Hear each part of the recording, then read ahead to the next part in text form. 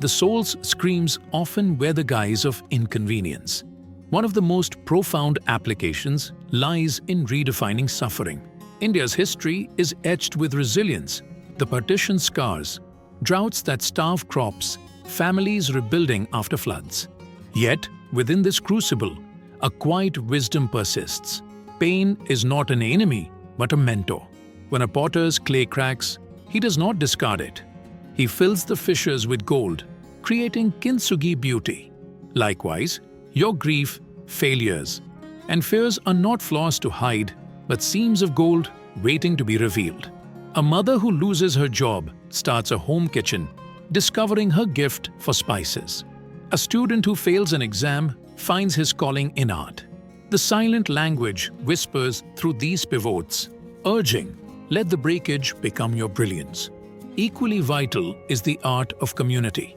India's strength has always been its collective spirit, festivals that unite neighborhoods, temples where strangers become family, village panchayats that resolve conflicts through dialogue. The silent language thrives in these spaces of connection. When you gossip about a neighbor, you amplify separation. When you share a meal during Ramadan or Diwali, you harmonize with the universal code. Even small acts, helping a lost tourist, buying fruit from a struggling vendor, listening to an elder's rambling story, ripple into the cosmic web. Your soul craves this belonging, not just to people, but to the earth itself. Plant a tulsi sapling in your balcony, feed stray dogs, or simply walk barefoot on soil. The universe recognizes itself in these gestures. Then there is the reclamation of time. In a culture obsessed with time management, the silent language invites you to befriend time. Observe how Indian weddings stretch for days, how tea breaks elongate into heart-to-heart conversations, how a train delay becomes an impromptu picnic. These are not inefficiencies, but rebellions against the tyranny of the clock. Start small. Light a diya at dusk without glancing at your watch. Let a phone call linger until laughter replaces formalities. Spend an hour watching children play cricket in the alley. These moments are not wasted. They are portals into timelessness. Your soul does not count minutes. It savors the spaces between them. Finally, trust the alchemy of surrender. This is not passivity, but partnership with the universe. Picture a fisherman casting his net at dawn. He does not control the tides or the fish, but he knows the sea rewards those who respect its rhythms. Similarly, set your intentions, career goals, relationships, personal growth, but release your grip on how they should manifest. A man desperate to marry may find love only when he stops chasing it. A woman clinging to a toxic job may discover her passion after being laid off. The silent language thrives in the unexpected, the unplanned, the cracks where light slips through. To navigate this path, create rituals without rigidity. Rituals are the universe's punctuation marks. They slow us down, deepen our attention. But they need not be grand. Tie a red thread, kalava, around a tree trunk as a vow to protect nature. Write a fear on a leaf and float it down a river. Whisper a secret to the wind and let it carry the weight. These acts are not magical in themselves, but they awaken the magician within you, the part that remembers how to converse with the unseen. In corporate boardrooms and college campuses, in bustling kitchens and lonely balconies, the silent language is fluent. It is the friend who calls exactly when you need them, the song that plays on the radio echoing your thoughts, the sudden urge to take a different route that leads you past a street artist painting your dreams. The universe is not a distant architect. It is the ink in your pen, the air in your lungs, the pulse in your wrists. To live its wisdom is to realize you are not a bystander in your life, but a co-author, drafting the story in tandem with the stars. Imagine standing once more at the banks of the Ganges. But this time, you are not just an observer. You are the river, its currents, its stillness, its timeless journey from glacier to ocean. The reflections on its surface are not mere images, but fragments of a cosmic mirror showing you the truth. You are not separate from the language of the universe. You are its dialect, its verse, its song. This is the heart of the silent language. It does not ask you to become someone new. It asks you to remember who you have always been. The journey we've traced through themes of vibration, illusion, synchronicity, and surrender is not a path to a distant summit. It is a homecoming. Like the monsoon rain returning to the earth, you are being called back to your essence. In India, where the sacred and the ordinary share the same breath, this truth pulses in every ritual, every street shrine, every shared silence between friends. The diyas lit during Diwali, the kolam patterns drawn at dawn, the hands folded in namaste. These are not empty traditions. They are echoes of an ancient knowing. The universe dwells within you and you within it. Consider the peepal tree once more.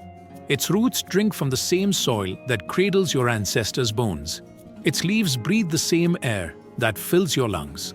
When you sit beneath it, you are not seeking shade but communion. In the same way, the silent language is not a mystery to solve, but a presence to inhabit. Your soul's screams are not cries for rescue.